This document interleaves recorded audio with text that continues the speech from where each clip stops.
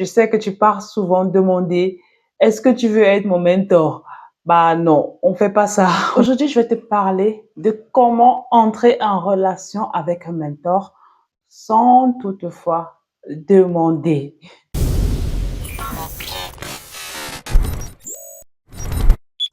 Le secret pour avoir un mentor sans demander. C'est plus simple que ce que tu ne crois. Tu vas voir, je vais te montrer comment faire. Ce que tu dois savoir, c'est que la majorité des relations mentor-mentee ne commencent pas par une approche formelle. Oui, demander à quelqu'un, est-ce que tu veux bien être mon mentor? C'est comme demander à un inconnu, veux-tu m'épouser? Donc, la relation mentor-mentee, elle est une relation qui implique un engagement entre le mentor et le mentee. La première des étapes à faire, c'est d'utiliser ton réseau. Parfois, le meilleur moyen, la majorité des fois, le meilleur moyen d'avoir un excellent mentor, c'est par l'intermédiaire d'un ami, d'un collègue ou d'un professeur ou d'un superviseur. Le meilleur moyen, c'est comme ça. Parce que à ce moment-là, cette personne est suffisamment proche de toi pour connaître tes objectifs, tes aspirations, ta vision, tes valeurs et trouver un mentor qui va pouvoir te complémenter de manière significative pour que tu aies une plus grande valeur. C'est pour ça qu'il est important déjà pour toi de penser à ta vision, à, à développer tes valeurs, tes aspirations, pour que lorsque cette personne t'introduit ou te réfère, tu dois être prêt. Tu dois être prêt. Si tu ne sais pas, on a parlé de ça lors de la dernière vidéo où je t'ai défini ce qu'il faut faire pour être prêt à recevoir un mentor. Donc, tu vois que ce sont souvent des relations avec des relations de bouche à oreille. Donc, si toi, tu n'es pas prêt, si toi, tu n'as pas les bonnes valeurs ni la bonne vision, on ne va même pas te référer. On ne va pas te référer, on va te dire, je vais y réfléchir. Généralement, quand on te dit, je vais y réfléchir, c'est une manière polie de te dire non.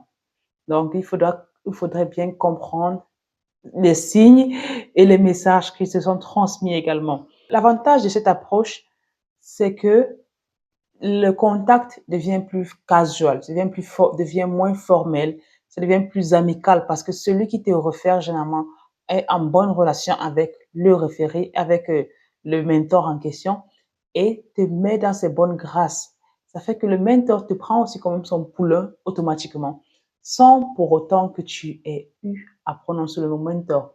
Mais en ce moment-là, tu dois considérer cette personne comme un mentor et les traiter avec toute la délicatesse que cela implique pour ne pas altérer la relation avec la personne qui t'a référé et pour ne pas altérer la relation avec le mentor lui-même. Donc, tu vois que c'est une subtilité qui te permet d'avoir un mentor sans toutefois avoir à demander, est-ce que tu veux être mon mentor? La deuxième chose que tu peux faire pour avoir un mentor, c'est de participer à des événements scientifiques. Les conférences, les séminaires, les groupes de recherche, les workshops, tout ce genre d'activités, tu peux trouver ton mentor dans ce genre d'activités. Et en allant dans ces activités, tu dois premièrement networker, communiquer avec des gens, partager encore une fois ta vision, tes objectifs, tes aspirations.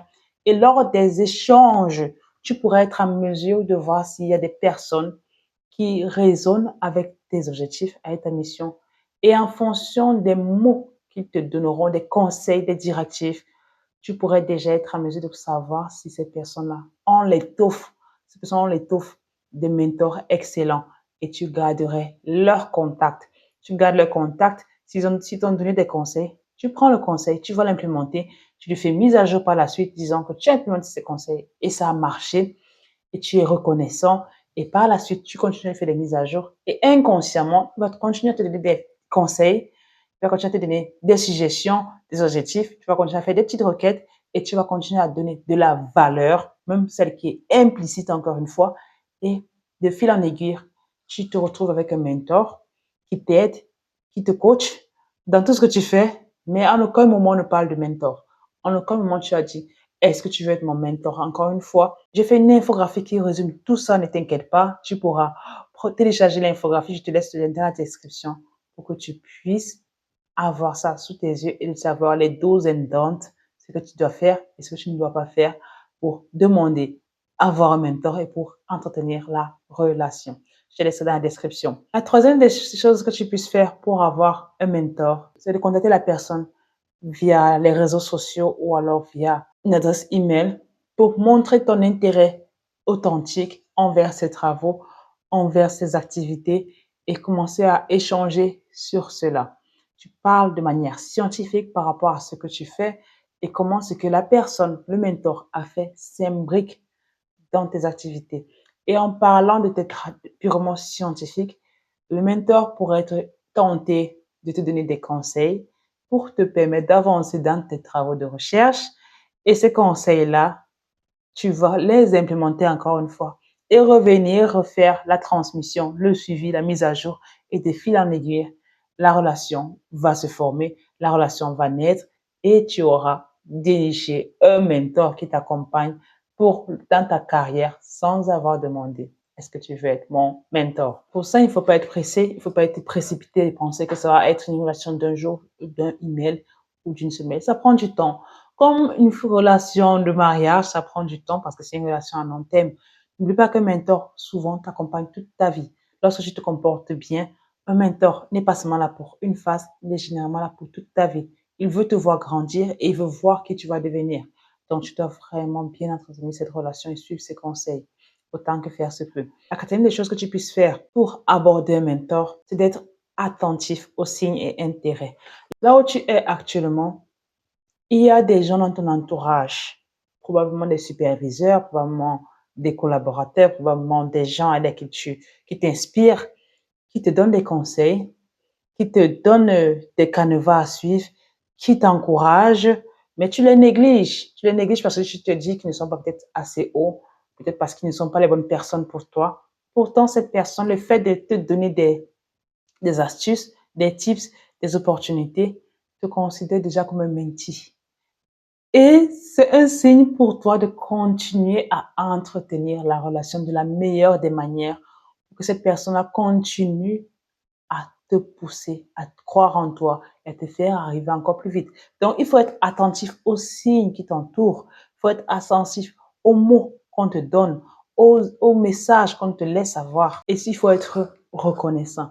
Lorsque tu reçois cela, il faut être reconnaissant. Il faut apprendre cela avec des mains, avec beaucoup de valeur et de gratitude.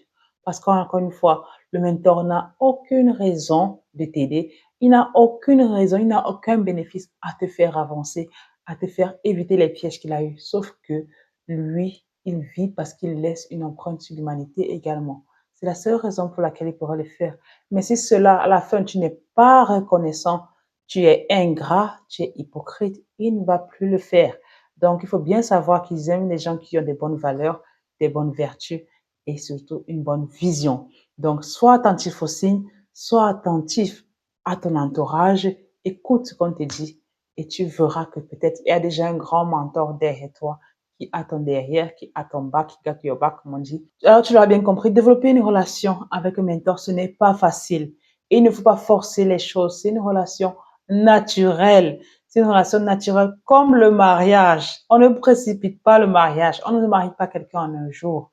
Pourquoi est-ce que tu penses que quelqu'un va être ton mentor en un jour, en un mois ou en une heure? Ça ne peut pas se faire. Donc, écoute, sois patient, écoute les conseils, écoute les signes et tu utilises ton réseau à participer aux conférences et aie le courage de poser des questions, d'échanger avec les gens. Prépare-toi pour lorsque l'opportunité se présentera, tu seras prêt à avoir ce mentor d'excellence qui va te permettre d'avancer plus vite et aller très loin dans ta carrière scientifique. J'espère que tu as apprécié la vidéo. Si c'est le cas, n'hésite pas à la partager et à nous laisser un commentaire si tu as déjà rencontré quelqu'un qui pourrait être ton mentor. Laisse-nous en commentaire les éléments que tu penses être vrais dans cette vidéo également. N'hésite pas également à télécharger l'infographique. À plus pour une prochaine vidéo et surtout, ose rêver pour l'Afrique.